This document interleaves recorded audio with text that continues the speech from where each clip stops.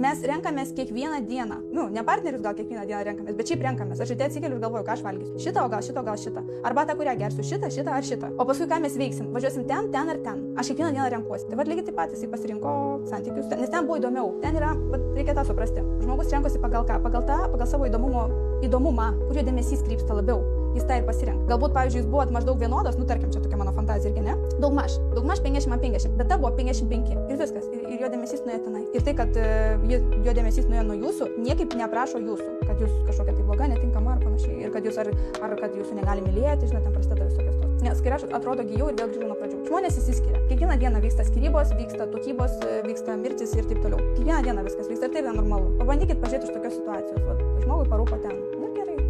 Dabar jūs pasižiūrėkit, gal kas jums parūpės, gal jums pradėkit bendrauti su vaikinais, pradėkit eiti pasimatyti, jeigu tai yra įdomu, jeigu to norit. O jeigu nenorit, galima į save dėmesį kreipti. Bet tuos senos santykius jau tikrai palikti.